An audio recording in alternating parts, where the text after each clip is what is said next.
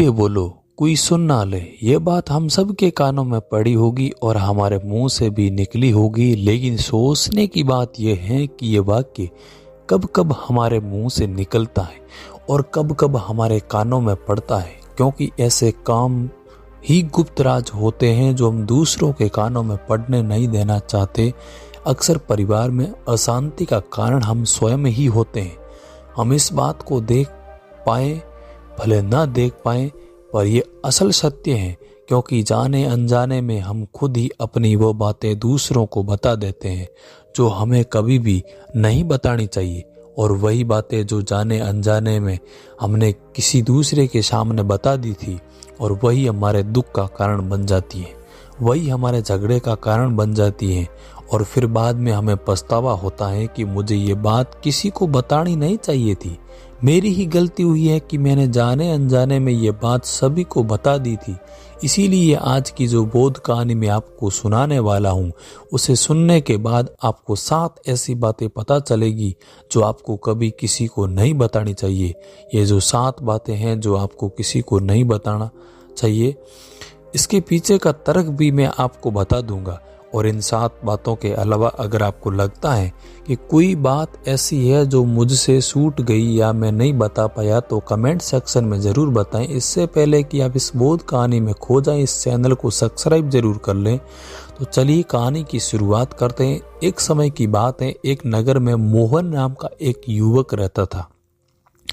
वह युवक बहुत गरीब था। उसके पास 2 वक्त की दाल रोटी भी बड़ी मुश्किल से उसको नसीब होती थी। किसी काम की तलाश में दिन रात खोज करने पर भी उसे कोई काम नहीं मिल पा रहा था। फिर एक दिन उसने अपनी पत्नी के सामने अपनी सारी समस्याएं बताई। उसने अपनी पत्नी को कहा कि मैं जिस जगह भी काम मांगने के लिए जाता हूँ तो हर कोई मुझे ये कहकर काम नहीं देता कि हमारे यहाँ काम की ज़रूरत नहीं है। मैं काम की तलाश करके थक चुका हूँ। मुझे समझ नहीं आ रहा है कि मैं तुम लोगों का पेट कैसे भरूंगा, अपने बच्चों का कैसे पालन पोषण करूंगा, और ये चिंता मुझे दिन रात खाए जा रही है। ये सुनकर उसकी पत्नी ने कुछ सोच कर कहा कि तुम एक आदमी के पास एक बार ही काम मांगने के लिए जाते हो, और जब वो काम नहीं देता तो तुम 2 बार उसके पास जाते तक नहीं हो। अगर तुम उनसे काम लेना है तो तुम्हें हमदर्दी जतानी होगी, तुम्हें उनसे हमदर्दी हासिल करनी होगी, अपनी गरीबी दिखानी होगी, ताकि वो लोग तुम्हारी मजबूरी समझकर तुम्हें काम पर रख लें। इसीलिए शर्म मत करो, उन्हें अपनी मजबूरी बताओ, अपनी गरीबी बताओ, और इसी उपाय से तुम काम कर सकते हो। ये बात मोहन के मस्तिष्क में बैठ गई और अगले दिन काम मांगने के लिए वो सेठ के पास जाता है। पर वो पिछले दिन काम मांगने के लिए गया था, लेकिन इस बार उसने हाथ जोड़कर उस सेठ से प्रार्थना की, उससे विनती की, मैं बहुत गरीब हूँ, मुझे काम की आवश्यकता है, मुझे जो कुछ भी उसे दोगे उसमें संतुष्ट हो जाऊंगा, कृपया करके मुझे अपने यहाँ काम पर रख लो। उसकी यह हालत देखकर उस सेठ ने उसे अपने काम पर रख लिया और वो रोज वहां पर काम पर जाने लगा। अंदर ही अंदर वो खुश था कि उसे काम तो मिला, लेकिन उसे वेतन दूसरे लोगों के मुकाबले कम मिलता था। वही काम जो दूसरे लोग कर रहे थे उन्हें ज्यादा वेतन मिल रहा था और इसे कम वेतन मिल रहा था। जब इस बारे में उसने अपने सेठ से कहा तो सेठ ने कहा, भाई तुम्हें काम की जरूरत थी, मैंने तुम्हें काम दिया, मेरा धन्यवाद करने के बजाय तुम मुझसे शिकायत कर रहे हो, ये कैसी बालमनसियत है। ये सुनकर मोहन वहीं पर चुप हो गया। बात कहीं ना कहीं सत्य थी। सेठ ने तो उसे उसकी मजबूरी के हिसाब से ही काम दिया था और इसीलिए वह उसे अपने अनुसार ही वेतन देता था। लेकिन धीरे धीरे उसने ये बात अपने सगे संबंधियों और अपने दोस्तों को भी बताना शुरू कर दी कि उसका सेठ कैसा आदमी है और उसे कितना वेतन देता है। समय बिता रहा है और मोहन पूरी लगन के साथ अपना काम कर रहा है, लेकिन अब परिस्थितियां बदलने लगी। सेठ अब मोहन को दूसरे लोगों से ज्यादा कम काम लेता था, पर वेतन उन लोगों के मुकाबले कम देता था। ये बात मोहन के मन को बहुत खलती थी। वो दूसरों से ज्यादा मेहनत कर रहा था और उनसे कम वेतन मिल रहा था। इससे उसके आत्मसम्मान को बहुत गहरी चोट पहुंची। अब वो धीरे धीरे उसका मन अपने काम से हटने लगा, उसका मन काम में लगता ही नहीं था।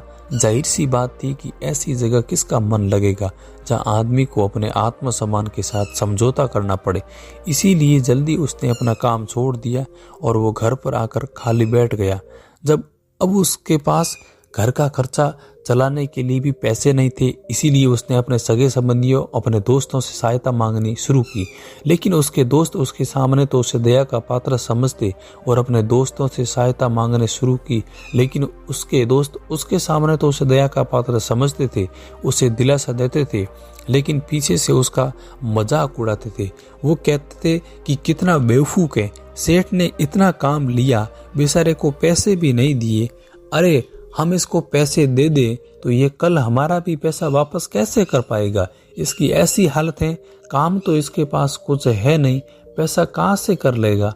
और इसी वजह से मोहन की हालत दिन दिन खराब होती जा रही थी। अब तो दिन रात तनाव में रहने लगा था और वही दोस्त, वही सगे संबंधी जो इसके अपने होने का दिखावा कर रहे थे और वो उसे दया का पात्र समझ रहे थे, उन्हें उसके ऊपर तरस आ रहा था। सब लोग आकर उसे ज्ञान तो बहुत देते थे, लेकिन कोई सहायता नहीं करता था। अक्सर ऐसा ही होता है, ज्ञान देने वाले तो बहुत मिल जाते हैं, लेकिन मदद करने वाले, उंगली पकड़कर, हाथ पकड़कर आगे चलने वाले कितने लोग मिलते हैं। एक दिन उसे पता चला कि पड़ोस के गांव में एक बौद्ध भिक्षु आया हुआ है जो बहुत ही ज्ञानी है। मोहन इतना तनाव में था कि उसे कोई रास्ता नजर नहीं आ रहा था, इसीलिए जाने अनजाने में उसे बौद्ध भिक्षु के पास पहुंच जाता है। वहां पहुंचकर वो सीधे उनके पैरों में गिरकर रोने लग जाता है और वो रोते रोते उन्हें अपनी सारी परिस्थितियां बताता है। उसे बताता है कि किस तरह उसके सेठ ने उसका फायदा उठाया और उसके सगे संबंधियों उसके साथ कैसा व्यवहार करते हैं। सारी बातें सुनकर बौद्ध भिक्षु ने उसे चुप करते हुए कहा कि मोहन, ये सारी समस्याएं तुम्हारी बुद्धिहीनता, तुम्हारी मूर्खता के कारण उत्पन्न हुई है। अगर तुम्हारे अंदर विवेक होता तो इनमें से एक भी समस्या तुम्हारे सिद्ध को या तुम्हारे बुद्धि को नहीं कर सकती, लेकिन तुमने अपने अवयव के कारण, अपनी मूर्खता के कारण खुद ही अपने रास्ते में कांटे बिछा दिए। आज मैं तुम्हें 7 ऐसी बातें बताने जा रहा हूं जो भूल कर भी किसी को मत बताना, और इन बातों का अनुसरण करते हुए तुम बाहर से मिलने वाले दुखों को तो दूर कर ही लोगे, और जो बेवजह दुनिया की वजह से तुम्हारे अंदर पनपते हैं। पहली बात तो जो किसी को नहीं बतानी चाहिए वो है अपनी मजबूरी। अपनी मजबूरी का दिखावा करके दूसरों का दया पात्र बनकर उनकी सहायता लेने की गलती कभी मत करना कि आज वो तुम्हारी मजबूरी देखकर तुम्हारी सहायता करते, लेकिन कल वो तुम्हारा फायदा उठाने से भी नहीं चूकेंगे, और अगर फायदा भी नहीं उठाया तो दूसरों के सामने तुम्हारा मजाक बनाने से वो आदमी कभी नहीं चूकेगा। इसीलिए कभी भी अपनी मजबूरी का दिखावा मत करो। अगर घर में सूखी रोटी है तो वही खाकर सो जाओ, लेकिन दूसरों को इसके बारे में भनक तक नहीं लगनी चाहिए। जरा आप खुद सोचो, मजबूरी बताने का क्या प्रयोजन होता है। एक इंसान का फर्ज तो वो है दूसरों से सहानुभूति हासिल करना चाहता है या उनसे कोई आर्थिक मदद चाहता है, लेकिन अगर दोनों ही परिस्थितियां आप देखें तो दूसरा आदमी आपका फायदा उठाने से नहीं चूकेगा, और अगर वो फायदा भी नहीं उठाते तो अपनी नज़र में तो वो आपको मूर्ख ही समझेगा, बेवकूफ़ समझेगा, और दूसरों के सामने आपका मजाक तो जरूर बनाएगा। इसीलिए अपनी मजबूरी के बारे में कभी किसी को मत बताना। दूसरी बात जो किसी को भी नहीं बतानी चाहिए वो है अपने अतीत की गलतियां और भविष्य की रणनीतियां। सोचो कि अगर हम अपने अतीत की गलतियां किसी दूसरे को बताते हैं तो उसका क्या प्रभाव होगा। वो गलतियां तो ठीक नहीं की जा सकती हैं, जाहिर है, तो उन्हें बताने का प्रयोजन क्या रहा होगा। आप अपने अंधेरे पक्ष को खुद दुनिया के सामने बता रहे हो, खुद अपनी गलतियां दूसरों के सामने बता रहे हो। इससे उस आदमी की नज़र में आपका एक चरित्र घट जाएगा, और वो भी भविष्य में हमेशा आपको उसी नज़रिए से देखेगा। इसीलिए कभी भी उस आदमी की नज़र में अपना चरित्र घटित मत होने दो, और जरा सोचो कि आप व्यर्थ में ही अपने भविष्य की रणनीतियां दूसरों के सामने बता रहे हो। जो लोग आपके काम का हिस्सा नहीं है उनके सामने अपने भविष्य की रणनीतियां, अपनी डींग हाँकने का क्या फ़ायदा। वो लोग आपकी सहायता तो नहीं करेंगे, लेकिन आपकी भविष्य की रणनीतियां में बाधा ज़रूर बन सकते हैं। आप खुद अपनी विवेक का इस्तेमाल करिए। सोचिए कि आपके साथ भी ऐसा हुआ है कि आपने अपने भविष्य की रणनीतियां किसी को बताई हो और वो कामयाबी ही ना हुई हो। ज़रूर हुआ होगा। ज़रा गौर से सोचिए। तीसरी बात किसी को नहीं बतानी चाहिए, वो है अपने घर की बातें। जो भी हमारे घर के अंदर आपस में बातचीत होती हैं, हमारे माँ बाप के साथ, हमारी पत्नी के साथ, हमारे बच्चों के साथ, वो बातें परिवार तक ही सीमित रखनी चाहिए। अगर आप इन बातों को दूसरों के सामने ढिंढोरा पीटते रहोगे तो दूसरों को आपके घर में घुसने का एक मौका मिल जाता है और वो इसका फ़ायदा उठाने से कभी नहीं चूकेंगे। वो आपके परिवार के सदस्यों को आपसे दूर लेकर जाने की कोशिश करेंगे। अक्सर ऐसा होता है, हम समाज में देखते हैं कि हम अपने घर के झगड़ों को कम करने के लिए उन झगड़ों को अपने पड़ोसियों और दूसरे सगे संबंधियों को बता देते हैं, लेकिन इससे आपको सहायता कभी नहीं मिली होगी, बल्कि आपके घर की लड़ाई झगड़ा और ज़्यादा बढ़ गए होंगे और वो जाहिर है वो बढ़ेंगे। अगर आप अपने माँ बाप की बात दूसरों को बताएंगे तो आपके माँ बाप को बुरा लगेगा कि हमारा बेटा हमसे बताए बगैर दूसरों को ये बातें बता रहा है। इसीलिए अपने घर की बातें और अपने घर की लड़ाई झगड़ा किसी के सामने मत बताना। अगली बात जो मैं आपको बताने जा रहा हूँ, जो किसी को नहीं बतानी चाहिए, वो है सुनने पर बहुत अजीब लग सकती है, लेकिन उसका शक्ति भी मैं आपको एक तरह के माध्यम से या तर्क भी एक तरह के माध्यम से मैं दूंगा। भगवान बुद्ध कहते हैं कि अपनी आमदनी किसी को मत बताना। अब अपनी आमदनी ना बताना के पीछे क्या प्रयोजन हो सकता है, जरा सोचिए कि आप अपनी आमदनी अपने दोस्त को बता देते हैं तो जब आपके दोस्त को ज़रूरत पड़ेगी तो वो सिर्फ आपको ही याद करेंगे, क्योंकि उनको पता है कि अगर आपकी आमदनी ज़्यादा अच्छी है तो आप ही उनकी मदद कर सकते हैं और इसीलिए ज़्यादा लोग आपसे सहायता मांगेंगे। और जब आप उनकी सहायता नहीं करेंगे तो वो सोचेंगे कि इस आदमी के पास पैसे होते हुए मेरी सहायता नहीं कर सकता है, लेकिन ये सहायता कर नहीं रहा है और इसीलिए आपकी आमदनी आप अपने दोस्त के बीच एक झगड़े का कारण हो सकती है।